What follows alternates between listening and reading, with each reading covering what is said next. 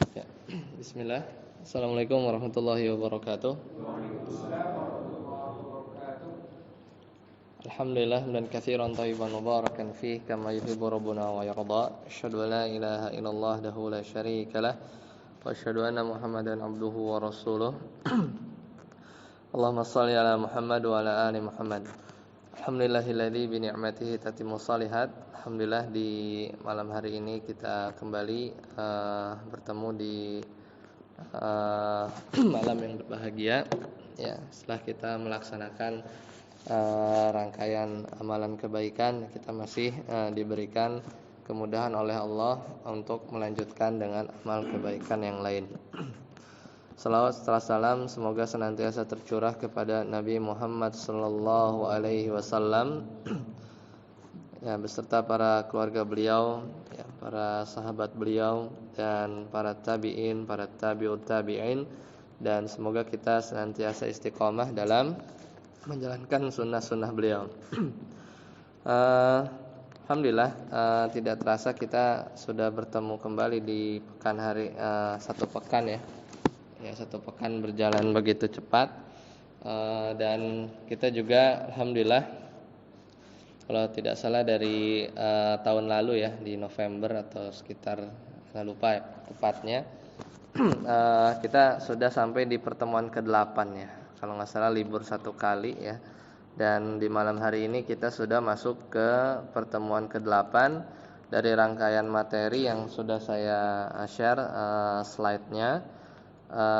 Jadi di malam hari ini kita masuk di pembahasan terakhir di kelas 101 ini ya. Jadi sebenarnya pertemuan terakhir ini ya, pertemuan terakhir untuk kelas 101. Jadi sebagaimana kurikulumnya saya buat ya, jadi satu periode ini selesai sampai 8 pertemuan, dan di kelas ini kita akhiri di pertemuan yang ke-8 berkaitan dengan periode perang dari Nabi Sallallahu Alaihi Wasallam membela diri ya, membela diri. Ya, kita murajaah sedikit di pertemuan yang lalu, di pertemuan ke-7 ya, kita sudah sedikit banyak bercerita ya, mengambil faidah dari kehidupan beliau setibanya beliau di Madinah ya, setelah hijrah dengan penuh perjuangan. Di antaranya ada banyak yang dilakukan oleh beliau ya, setibanya beliau di Madinah ya, dan hal yang paling utama waktu itu dilakukan oleh Nabi, beliau singgah dulu transit di Kuba ya, sebagian ulama berpendapat beliau di sana sekitar 4 hari atau lebih ya, pokoknya sekadar waktu di mana beliau bisa membangun masjid, yaitu Masjid Kuba. Kemudian baru beliau melanjutkan perjalanan ya ke Madinah. Kemudian beliau membiarkan untanya ya berjalan. Kata beliau, biarkan unta tersebut ya, fa innaha ma'murah, karena dia itu diperintah ya. Jadi akhirnya dia berhenti di untanya itu menderam di tanahnya seorang yatim dari Bani Najjar, yang dimana di sana akhirnya sebagai titik yang sekarang adalah Masjid Nabawi. Adapun beliau ya pertama tinggal atau bermalam ya di rumah siapa? Abu Ayyub ya, Abu Ayyub di seberangnya. Karena berebutan pengen bahwasanya Nabi sallallahu alaihi wasallam itu tinggal ya di rumahnya para sahabat dari kalangan kaum Ansor. Dan kaum Ansor itu terbagi dari dua ya, suku Aus dan suku Khazraj ya, ya, jadi tapi ketika Nabi Muhammad SAW itu datang, maka ya mereka berdua atau dari suku ini disebut dengan sebutan kaum Ansor. Adapun yang datang berhijrah dari Makkah itu dinamakan kaum Al-Muhajirin. Nah, itu pertemuan lalu ya, kita sudah bahas ya bagaimana akhirnya beliau mengubah nama Yathrib menjadi Madinah ya. Kemudian ya di sana bergesekan dengan orang-orang Yahudi, ada Bani Nadir ya, ada Bani Qainuqa dan Bani Quraidah, yang satu persatu nanti setelah mulai peperangan itu beliau dari suku-suku Yahudi ini mengkhianati janji ya. Yang kemarin juga kita sudah bahas bahwa tatkala Nabi tinggal di Madinah, ya kemudian beliau diangkat menjadi pemimpin dari negeri Madinah tersebut ya. Kemudian dibuatlah piagam Madinah ya, piagam Madinah yang salah satunya adalah ya mereka orang-orang Yahudi berhak untuk melaksanakan atau menjalankan agama mereka ya, tapi dengan catatan ya terikat dengan janji setia ya, ketika kalau ada serangan dari luar ya ke kota Madinah, maka harus sama-sama bahu membahu untuk membantu Nabi Muhammad SAW untuk memerangi orang-orang yang hendak mereka memerangi Madinah. Sebenarnya banyak ya poin-poin piagam Madinah itu, seperti undang-undang dasar lah atau hukum tata negara yang paling tua ya yang berlaku di Madinah saat itu. Ya, itu sudah kita bahas. Nah, adapun sekarang kita masuk ke materi kita di pertemuan 8 ya, pertemuan terakhir di sesi kelas Sirah Nabawiyah jilid 1 atau level 1, yaitu berkaitan dengan periode perang membela diri ya. Periode perang membela diri ya.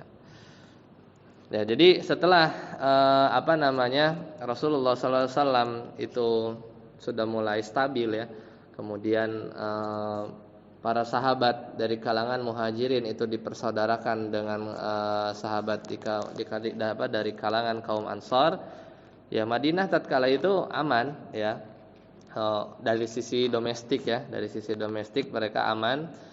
Kemudian antar mereka pun ya hidup normal ya. Orang Yahudi yang mereka tidak mau beriman juga dipersilahkan menjalankan agama mereka.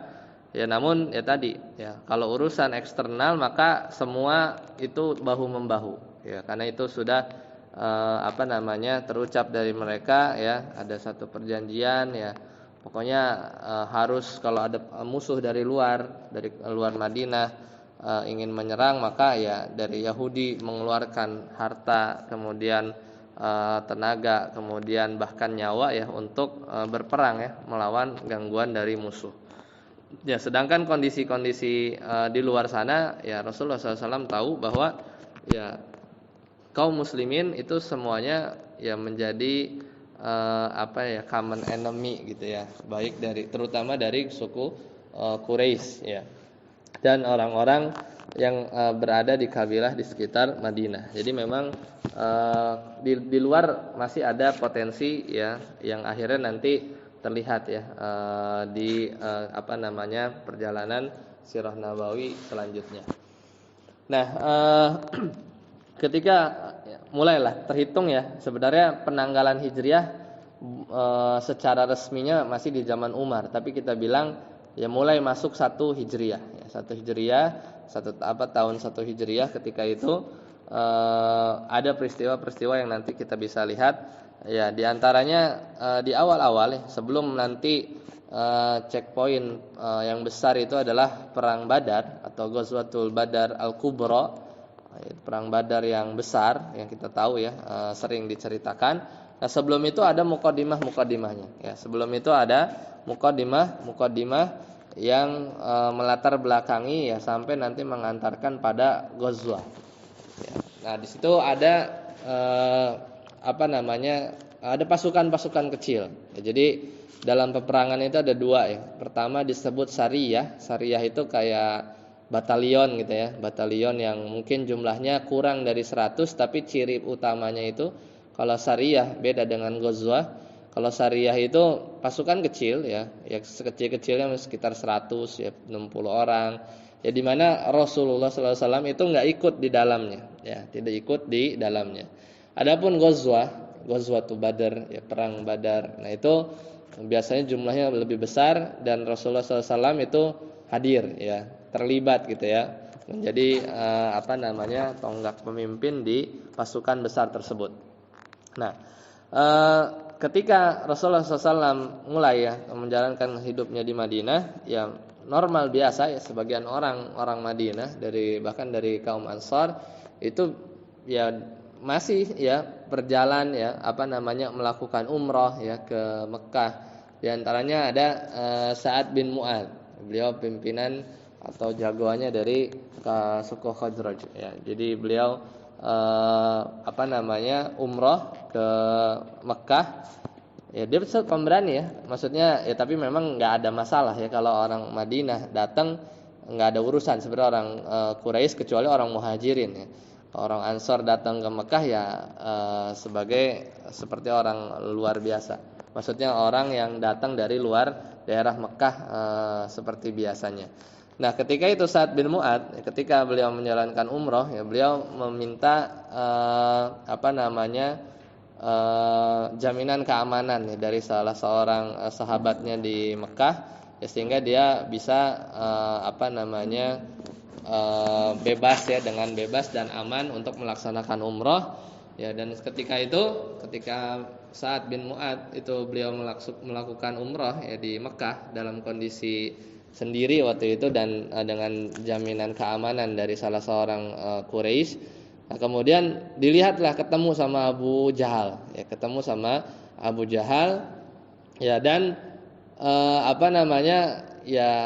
Abu Jahal nggak suka ya. Kenapa nggak suka? Karena dia bilang kepada seorang Quraisy yang menjamin keamanan, sehingga Sa'ad bin Mu'adz dengan dengan rasa aman dan dengan santai ya beliau melakukan ibadah umroh tanpa diganggu oleh orang kaum Quraisy.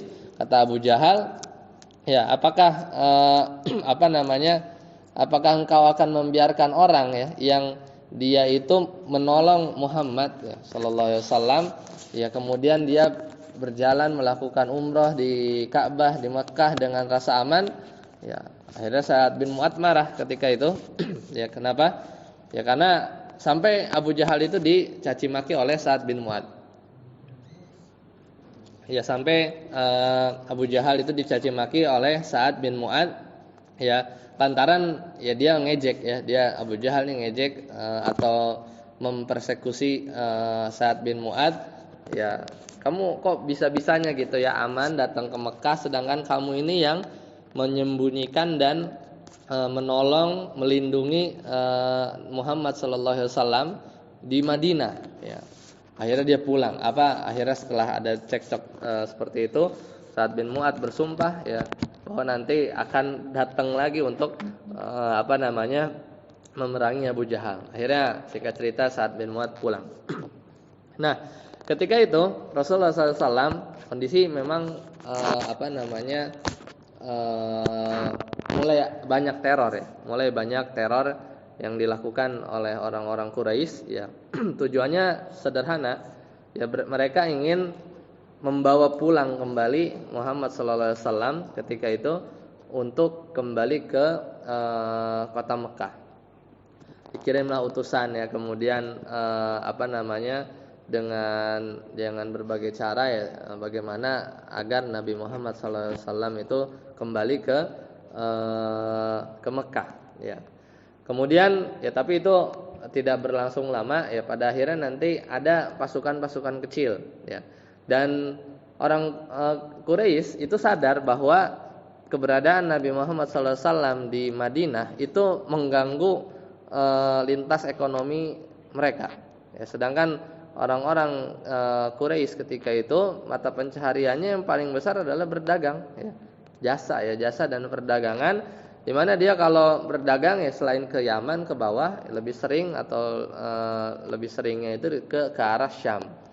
Dan kalau ke arah Syam mau nggak mau harus, kalau jalannya jalan utama normal yang bukan jalan yang tidak umum seperti ke pesisir arah laut ya, Laut Merah atau ke arah yang lain, itu jauh dan mungkin berbahaya, ada binatang buas atau yang lain. Sedangkan jalan utama itu hanya Madinah. Tapi di Madinah itu ada Nabi Muhammad SAW.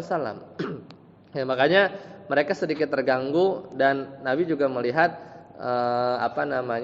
peluang tersebut. Ya, di mana setiap kali ya ada terdengar kabar ya bahwa ada kafilah dagang yang baru pulang dari Syam, Maka Rasulullah SAW itu diantaranya memerintahkan untuk untuk menjegat lah, sebenarnya menjegat kafilah dagang tersebut.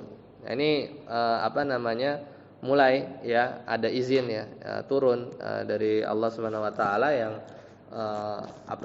membolehkan hal tersebut ya. Karena kenapa? Karena kaum muhajirin ya sebenarnya itu kondisinya sebenarnya kondisi yang masih status istilahnya mereka pun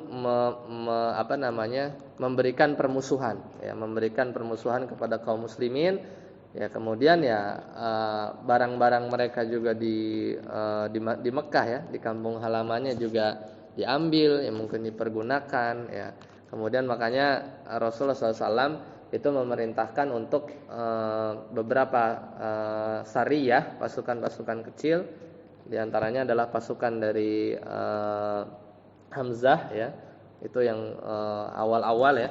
Kemudian beliau juga memerintahkan beberapa pasukan kecil untuk menjegat ya, dari kafilah dagang dari arah Syam. Nah, tiba saatnya ya, ketika itu terdengar bahwa ya kafilah dagangnya siapa? Abu Sofyan ya, Abu Sofyan yang baru pulang dari Syam, di mana beliau orangnya amanah dan jago ya untuk berdagang gitu ya. Dan harta yang dibawa oleh Abu Sofyan ketika itu ya, sepulang dari Syam itu membawa sekitar 100 ekor unta ya, 100 ekor unta dan 50.000 dirham. Ini kekayaan atau keuntungan yang luar biasa, di mana itu bukan milik Abu Sofyan tapi milik orang-orang kafir Quraisy ya, ketika itu.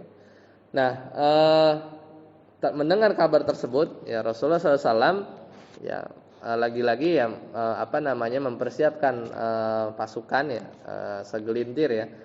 Jadi ketika itu memang tujuannya untuk mencegat kafilahnya Abu Sofyan ya, yang ketika itu jumlahnya hanya dikawal sekitar 40-an orang ya, 40-an orang. Ya, adapun Nabi ya akhirnya mengumpulkan ya bukan dalam rangka berperang ya, bukan dalam rangka berperang ya, tapi hanya untuk mencegat kafilah dagang, kemudian mengambil kekayaan atau keuntungan dari dagang mereka ya. Dan ini dibolehkan ya. Sebagian orientalis menjadikan ya hal ini sebagai bahan celaan ya. Ini kayak ngebegal gitu ya, ibaratnya jangan jegat ya kafilah dagang. Dan itu dibolehkan karena ketika itu karena harta-harta kaum muhajirin pun diambil oleh orang-orang Quraisy ya di Mekah ya. Jadi setidaknya ada hal yang melatar belakangi pencegatan itu. Nah, kemudian Rasulullah SAW ya mulai mengumpulkan para sahabat ketika itu dari kalangan Ansor dan Muhajirin. Dan ketika itu jumlahnya sekitar 300 orang dan tidak semua para sahabat ikut ya. Bahkan para sahabat yang posisinya itu sedikit ke utara ya, jadi Madinah sisi utara, yang dimana Madinah itu luas ya, cukup luas. Maka orang-orang yang diajak oleh Nabi adalah orang-orang yang siap. Adapun para sahabat yang mungkin kudanya atau untanya masih jauh gitu ya, harus ngambil dulu ke arah Madinah, ke arah utara gitu ya, perbatasan Madinah ke arah utara, maka nggak perlu ya, nggak usah ikut ya. tidak ajak oleh Nabi. Sedangkan yang diajak oleh Nabi adalah orang-orang yang sudah siap saat itu ya, dari Masjid Nabawi. Nah, akhirnya terkumpullah ya beberapa orang yang dengan senjata mereka ya, para sahabat, namun bukan untuk peperangan besar ya. Jadi hanya sebatas kendaraan, kemudian pergi ya keluar Madinah ya.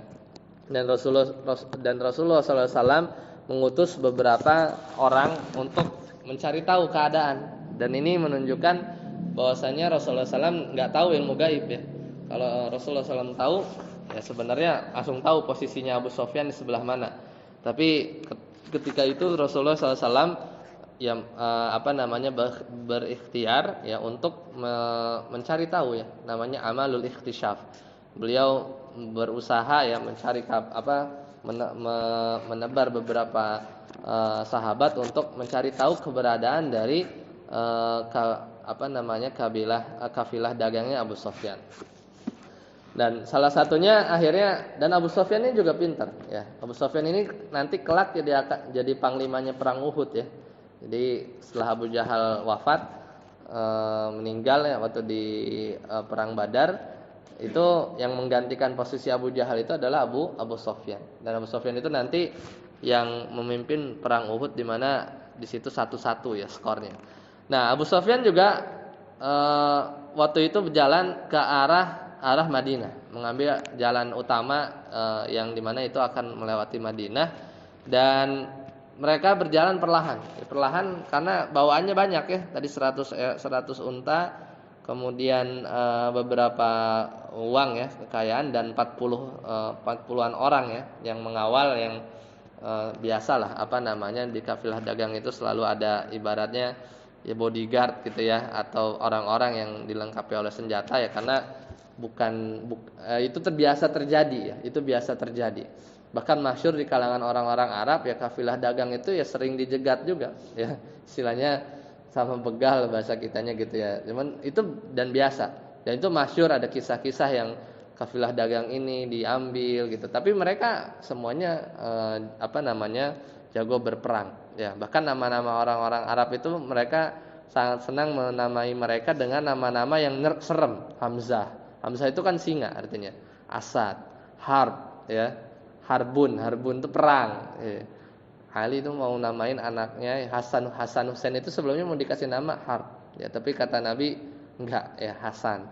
Lahir anak kedua mau dinamain lagi nama yang serem gitu ya, supaya kesannya itu takut gitu ya, yang dinamain lagi Husain. Sampai anak ketiga Muhassin, anak ketiganya Ali yang beri nama Nabi. Ya itu karena nanti nama-nama orang Arab itu biasanya sangar-sangar ya, dalam bahasa Arab ya, singa, perang gitu ya. Karena nanti itu berguna ya, sebenarnya nama-nama yang serem-serem itu berguna ketika kalau duel ya, atau bertemu dengan musuh itu kan. Kalau namanya nggak sangar, itu bisa bikin nggak bisa jatuhin mental dari musuh. Nanti terlihat itu ya, bagaimana Ali ya ketika biasa kalau perang itu kan ada duel dulu ya. Nanti kita kisahkan di nanti saatnya perang Badar. Nah, akhirnya Abu Sufyan tadi bukan orang yang sembarangan ya. Akhirnya beliau berjalan berhati-hati ya. Sampai tibanya ya beliau bertemu ya dengan beberapa orang yang terlihat ya mereka itu sedang mengambil air. Dan ini sebenarnya dari para sahabat yang ketika itu sedang mencari tahu ya keberadaan kafilah dagangnya Abu Sufyan. Ya, akhirnya ketika mereka berlalu ya Abu Sufyan cari tahu juga ya kepada orang-orang sekitar gitu ya. Di sini ada orang yang siapa orang yang lewat sini gitu ya. Kemudian bagaimana apa yang mereka lakukan gitu ya. Tadi kata orang yang ditanya oleh Abu Sufyan, ya maka ya ada beberapa orang yang dia itu datang ke sini, kemudian dia ambil air ya dari sumur dan seterusnya. Dan Abu Sufyan tahu itu bahwa adalah mata-mata ya dari pasukan atau para sahabat Nabi Shallallahu Alaihi Wasallam. Dan itu terlihat dari kotoran unta mereka, dimana yang keluar itu adalah biji korma ya. Dan Abu Sufyan tahu, ini korma Madinah ya. Karena Madinah itu kan kebun ya, di sisi selatannya itu adalah kebun kurma. Ya, di mana berarti di sini ada tanda ketika tahu ya bahwa kotoran yang dilihat oleh Abu Sufyan itu adalah kurma, maka langsung ya Abu Sufyan sadar ya bahwa di sekitarnya atau tidak jauh dari posisi kafilah dagang Abu Sufyan itu sudah ada pasukan Rasulullah SAW yang siap menghadang mereka. Dan akhirnya dia mengirim utusan ya. Abu Sufyan ini mengirim utusan ya kepada salah seorang untuk mengkabarkan ya, minta pertolongan ya gawat darurat lah ya. Di mana kafilah dagang Abu Sufyan ini akan dihadang oleh Nabi Muhammad SAW. Akhirnya dia utus ya, itu salah seorang namanya Domdom ya. Beliau diperintahkan oleh Abu Sufyan untuk segera mungkin ya berangkat ke mana? Ke Mekah ya, untuk mengabarkan kepada kaum Quraisy ya bahwa ya bahwa Muhammad SAW ya akan menghadang kafilahnya Abu Sufyan dan akan mengambil harta-harta kalian ya. Jadi ngirim orang ya. Ngirim orang yang tugasnya udah fokus dia jalan ya dari posisinya Abu Sufyan saat itu ke Mekah. Kurang lebih berapa? 400-500 meter, 500 kilometer ya. Mungkin butuh waktu kalau cepet ya bisa 5 sampai 6 hari. Dan akhirnya nanti tiba ya orang ini sampai di Mekah ya untuk mengabarkan hal tersebut. Nah di sisi lain ya di Mekah sendiri ya ada kejadian yang menarik yang bisa dikisahkan. Jadi ketika itu di Mekah bibinya Nabi Sallallahu Alaihi Wasallam itu Atikah ya binti Abdul Muttalib ya. Beliau dia bibinya Nabi Sallallahu Alaihi Wasallam dari keturunan Bani Hashim. Ternyata beliau itu bermimpi di mana dalam mimpinya itu mengisyaratkan bahwa nanti akan terjadi sesuatu ya terhadap orang-orang Quraisy ya ketika itu dalam waktu 3 hari, ke depan. Jadi digambarkan dalam mimpinya Atikah ya bibinya Nabi waktu itu masih kafir. Anaknya Abdul Muttalib ya berarti kan bibinya Nabi, bahwa nanti ada sekelompok orang yang dia itu masuk ke dalam mimpinya itu masuk ke satu lembah ya di mana mereka akhirnya banyak yang meninggal di satu lembah tersebut gitu ya. Dan itu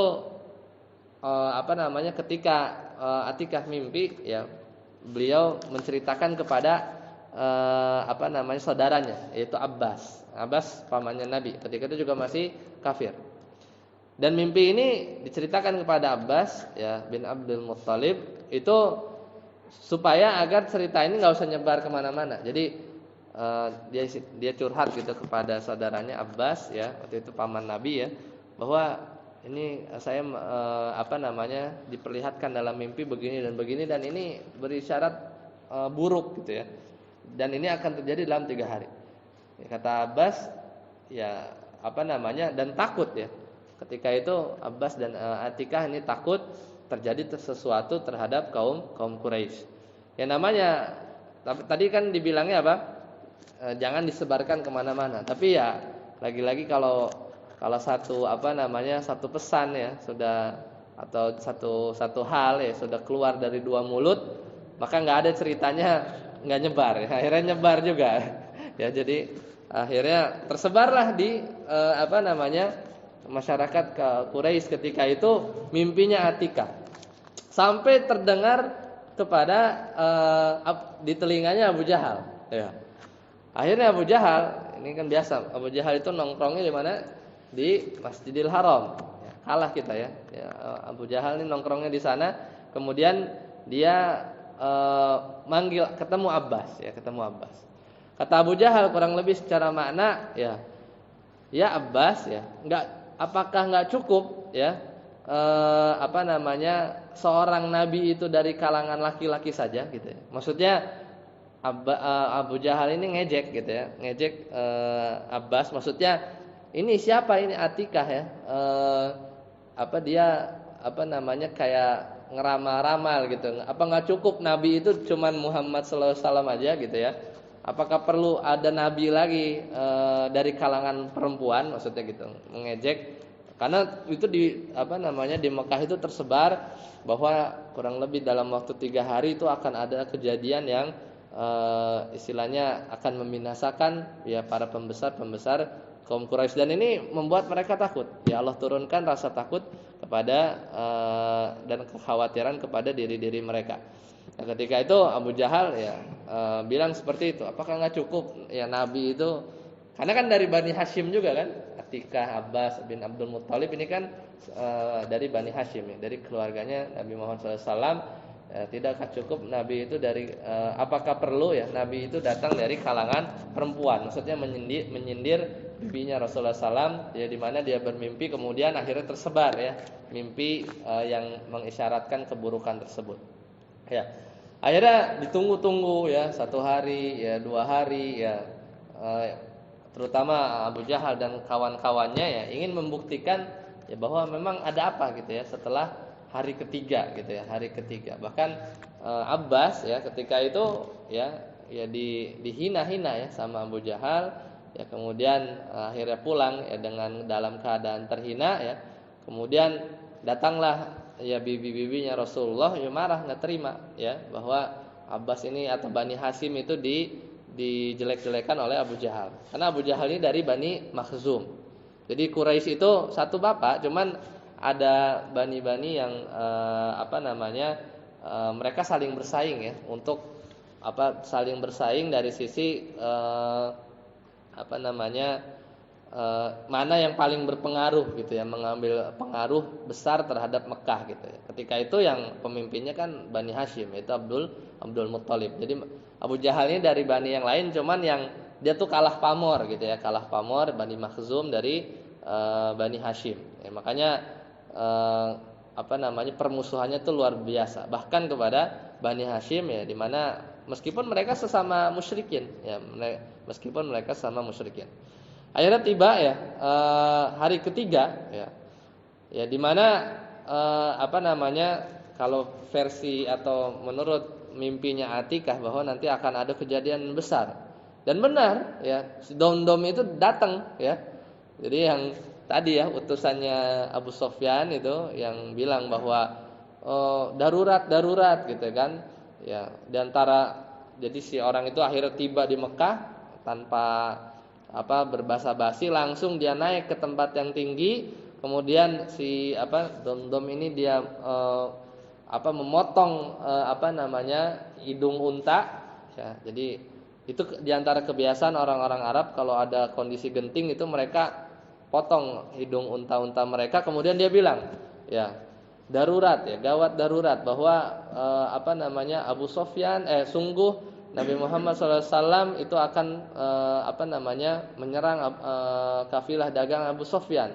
Maka bersiaplah kalian ya, siapkan senjata-senjata kalian, kita hadang ya, kita lawan kita bantu Abu Sofyan, kita lawan Nabi Muhammad SAW ya, agar tidak mengambil harta-harta kalian ya. Akhirnya benar itu yang terjadi ya. Akhirnya semua orang ya yang ada ketika itu ya mempersiapkan semuanya ya, semuanya peralatan perang ya, kemudian pasukan-pasukan berkuda di antara mereka. Kemudian waktu itu Abbas ya bin Abdul Muttalib enggan ikut, terutama secara umum Bani Hashim enggak mau, tapi ya Abu Jahal ini provokator ulung ya, provokator ulung, di mana ya mereka ya mewajibkan semua orang-orang Quraisy ya untuk keluar ya membantu Abu Sofyan ya. Dan memang ketika itu kan harta mereka ada di tangan mereka dan dalam kondisi bahaya. Akhirnya mereka siapkan semua pasukan ya, dengan peralatan baju perang mereka yang kalau ditotal sekitar 100 sampai 1000 1300 ketika itu ya, 1300-an orang ya. Meskipun nanti di akhir-akhir ya ada ya sebagian yang mundur akhirnya. Tapi kalau Abbas ya itu akhirnya ikut serta juga dalam rombongan pasukannya Abu Jahal menuju Badar ya ketika itu ya, namun dalam keadaan terpaksa. Karena ya gimana ya? Karena mereka keluar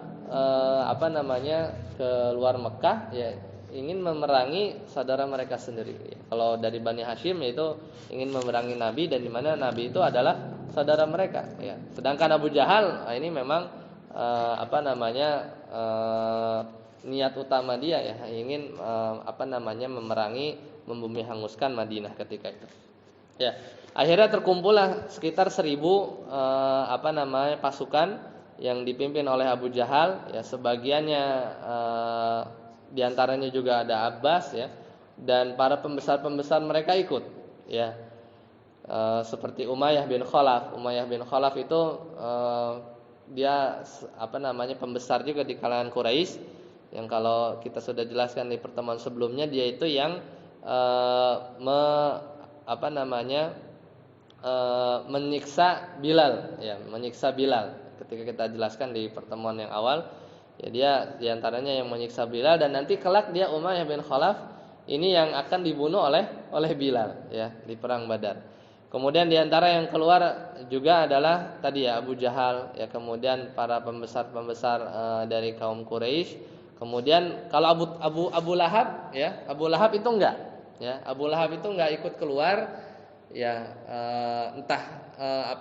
kondisinya ketika itu dia takut, ya, tapi dalam satu riwayat, ya, Abu Lahab itu tidak ikut keluar, ya, menuju Badar ketika itu, karena ketika dia keluar, ya, jadi syaratnya seperti ini.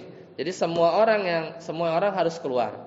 Kalau dia nggak keluar, ya, ikut pasukannya Abu Jahal, itu dia harus gantiin orang.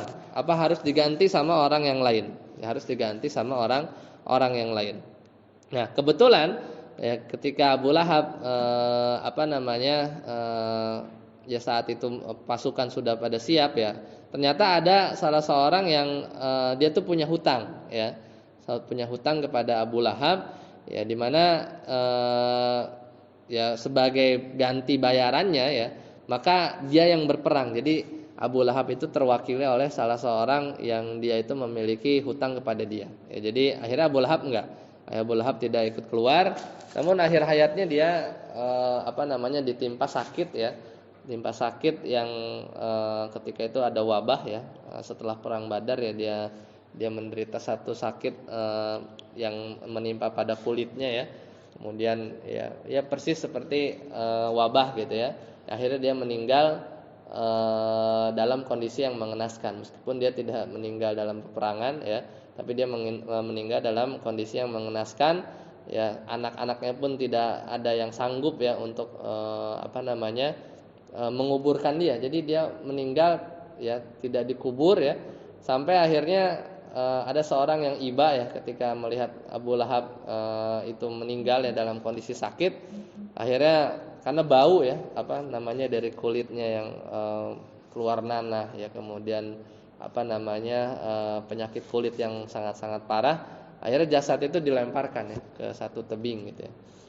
Terus sekarang ada tuh di Mekah itu namanya kampung Abu Lahab, ya, kampung Abu Lahab.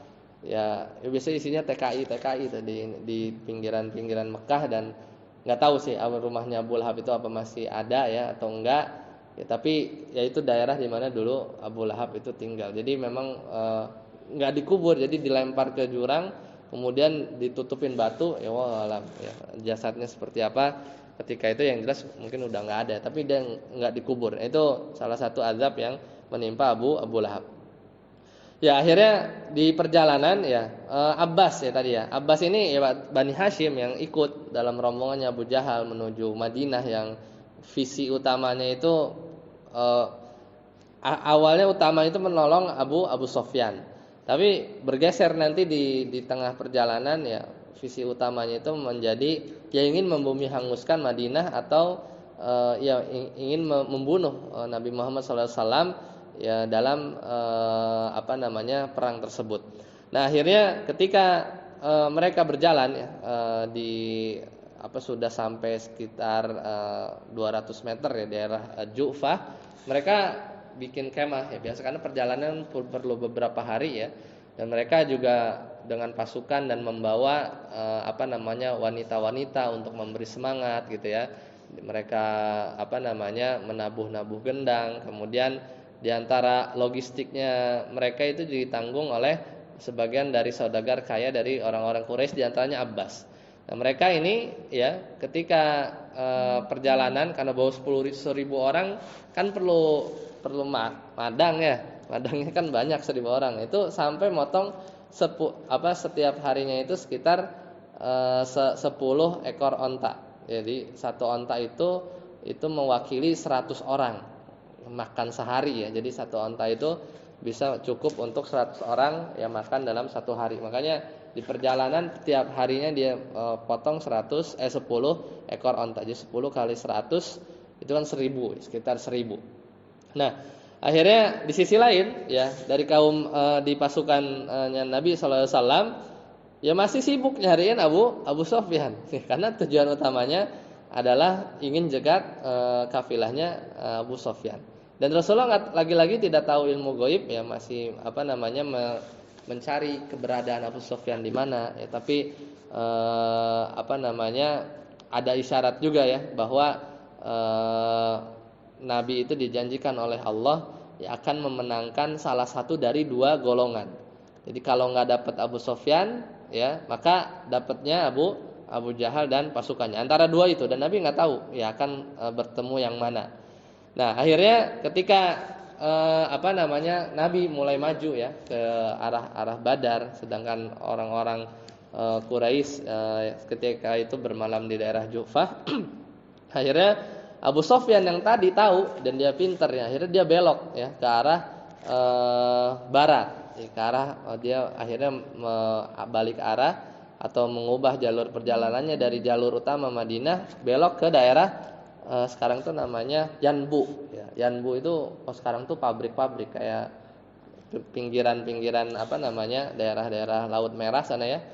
Kalau sekarang tuh mungkin kayak kota kalau Bekasi gitu, Cikampek gitu ya. Jadi macam banyak pabrik gitu kalau sekarang ya.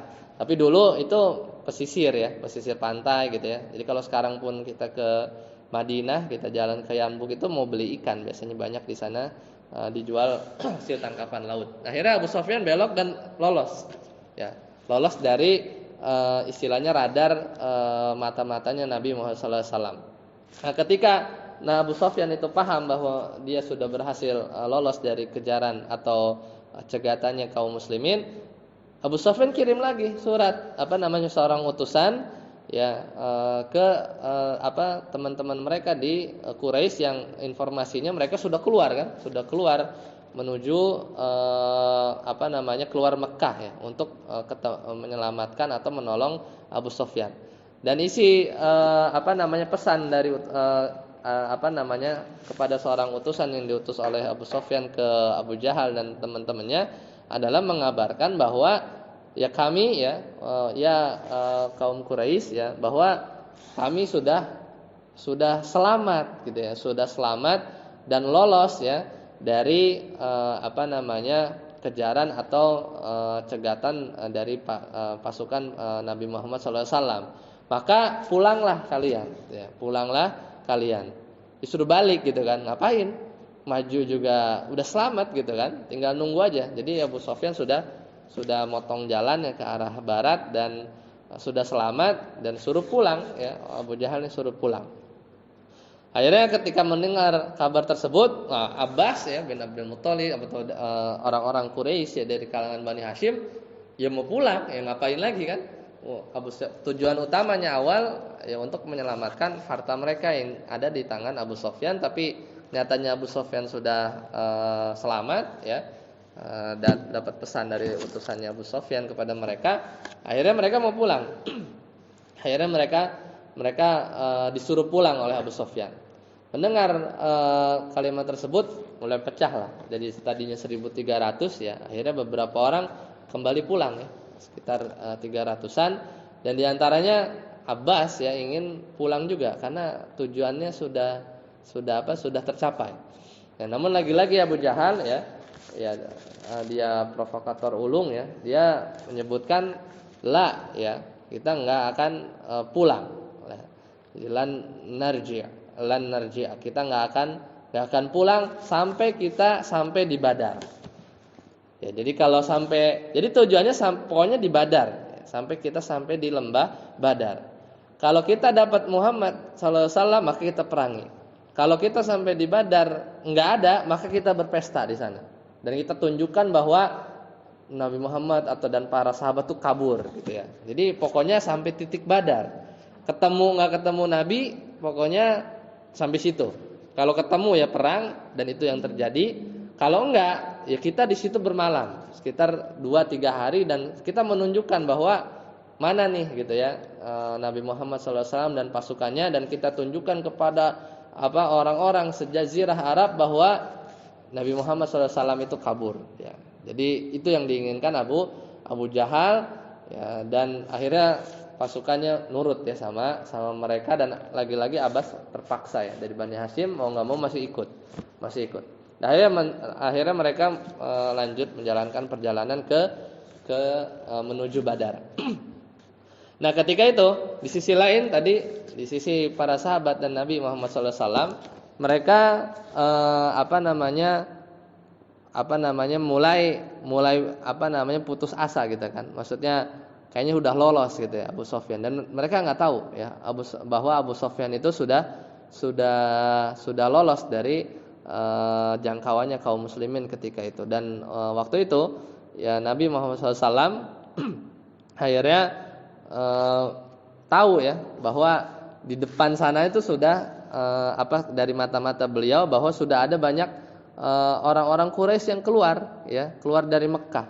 Di antaranya diketahui ya ketika Ali bin Abi Thalib ketika itu menyisir ya untuk mencari tahu keadaan, dan akhirnya ketemu salah seorang budak dari orang-orang Quraisy yang dia itu keluar sedang ngambil air ya, akhirnya ditangkap sama Ali bin Abi Thalib dan beberapa sahabat ketika itu, dan ditanya ya, pertanyaannya ya, kata Ali ya, kamu coba apakah kamu tahu ya tentang kafilah dagangnya Abu Sofyan?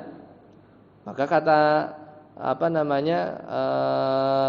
budak tadi ya, saya nggak tahu ya, ma'in di ilmun ya, ma'in di ilmun, maksudnya saya nggak tahu, di sisiku aku nggak punya ilmu tentang Abu Sofyan. Tapi adapun orang-orang Quraisy ya, maka mereka semuanya sudah keluar gitu ya. Para pembesar mereka sudah keluar. Ya, jadi jawaban budak ini kepada Ali ya.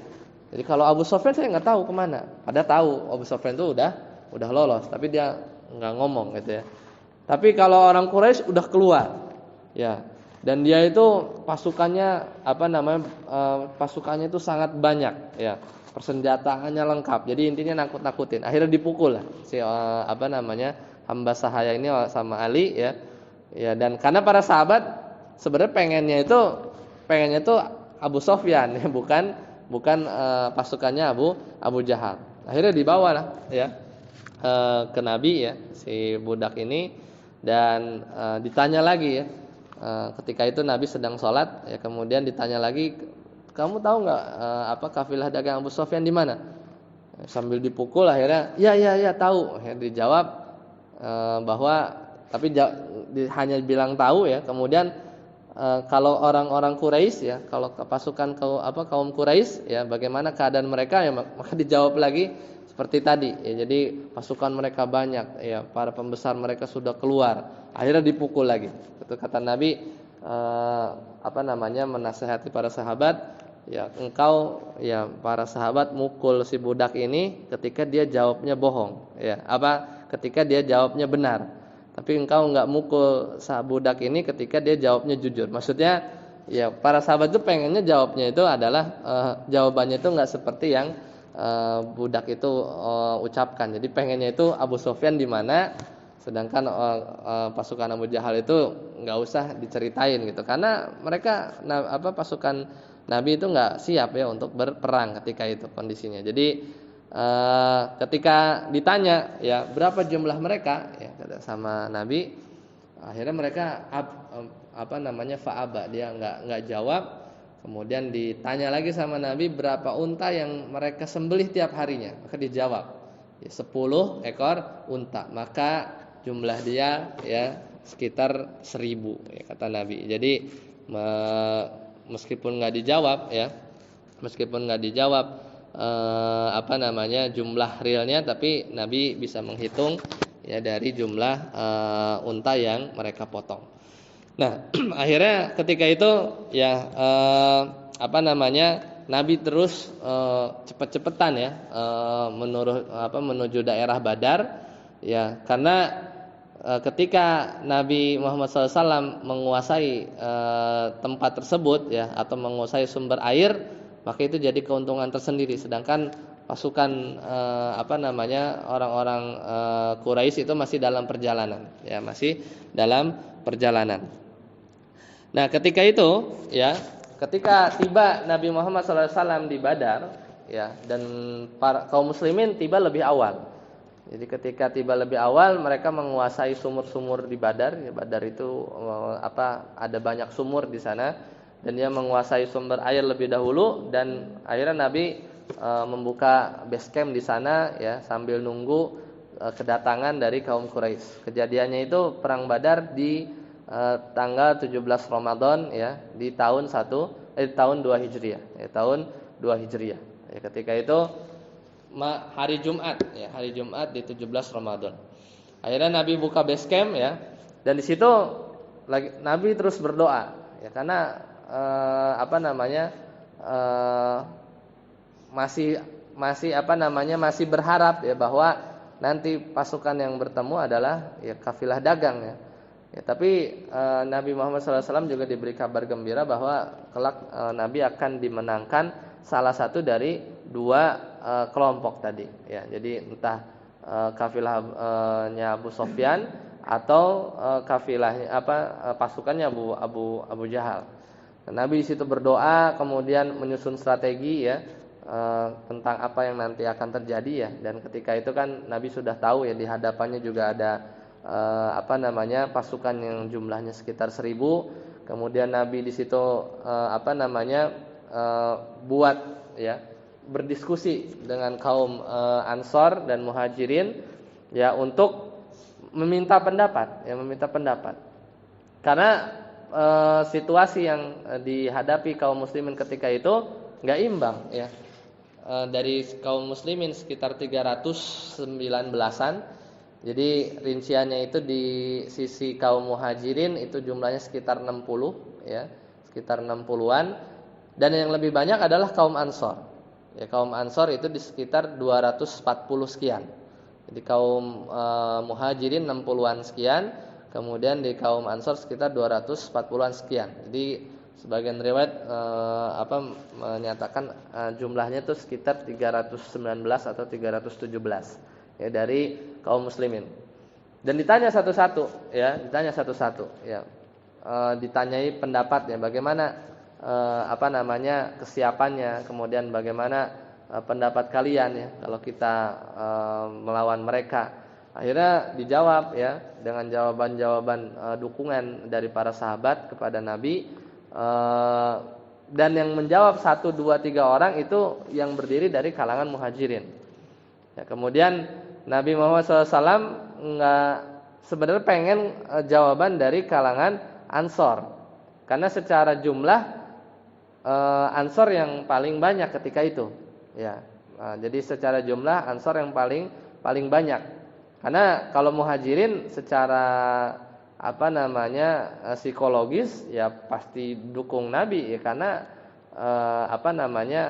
punya ada dendam, ada keperluan, kemudian mereka yang kaum terusir. Tapi kalau kaum Ansor adalah orang-orang yang sebenarnya nggak ada masalah, ya, sama orang-orang Quraisy ketika itu. Makanya ingin Nabi itu dengar jawabannya dari kalangan Ansor. Akhirnya berdirilah tadi, ya, Sa'ad bin Mu'ad, ya. Sa'ad bin Mu'ad yang tadi saya ceritakan di awal, dia itu yang umroh, ya, dan kemudian berseturu, ya, dengan Abu Jahal ketika dia di Mekah.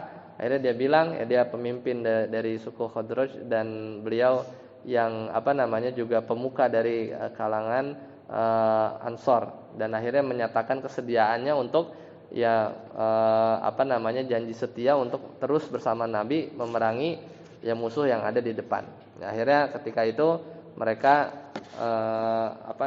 mulai, ya, semangat, dan Nabi juga merasa dapat dukungan, ya, dan Nabi terus berdoa, ya, dalam campnya beliau, ya, yang beliau dibuatkan oleh para sahabat, ya, sebelum menyambut kedatangannya pasukan dari kaum Quraisy. Ya, itu, ya, muqaddimah, ya, dari perang Badar. Jadi perang Badarnya belum, ya. Jadi nanti banyak hal-hal yang menarik yang bisa kita bahas, ya, di pertemuan-pertemuan selanjutnya. Jadi perang Badar ini berkesan karena dia yang disebut dalam Al-Qur'an itu Yaumul Furqan. Jadi hari pembeda mana antara yang batil dan yang hak ya. Yaumul Furqan ya, yaumul taqal jam'an, di mana hari bertemu dua pasukan. Yang kalau pasukan Islam kalah di kondisi seperti itu, ya maka Islam enggak akan ada lagi karena itu perang yang menentukan ya. Tapi kan kita sama-sama tahu ya di akhirnya bahwa Nabi menang ya. Dan perjuangannya pun bagaimana doa Nabi ya untuk selain berikhtiar ya, beliau juga berdoa dengan doa yang tidak pernah dipanjatkan ya pada perang-perang yang lain ya, karena kondisinya sangat genting ya, 300 banding 1000 ya, banding 1000. Dan di sana juga nanti banyak ada beberapa sahabat yang wafat ya, tapi banyak korban berjatuhan dari sisi kaum Quraisy ya ketika itu. Ya, itu dulu yang bisa saya sampaikan. Ya, mudah-mudahan nanti kita bisa lanjutkan di faidah-faidah yang bisa kita ambil di perang Badar ya. Perang yang di awal ya, dan Nabi itu posisinya membela diri ya, tidak menyerang, tapi dia menyambut serangan atau kedatangan dari orang-orang Quraisy yang memang dia keluar ya untuk menyerang Nabi Muhammad SAW. Sampai di sini semoga bermanfaat ya, dan nanti ujiannya saya share supaya ada waktu untuk baca materinya dulu. Nanti mungkin lewat Mas Andik ya, link ujiannya nanti bisa dikerjain ya, durasinya 1 pekan nanti, soalnya PG jadi nanti bisa dibaca dulu. Kalau udah siap silakan buka linknya, nanti langsung kelihatan hasilnya ya, insyaallah. Sampai di sini, subhanakallahumma bihamdika asyhadu an la ilaha illa anta astaghfiruka wa atubu ilaik. Assalamualaikum warahmatullahi wabarakatuh. Waalaikumsalam.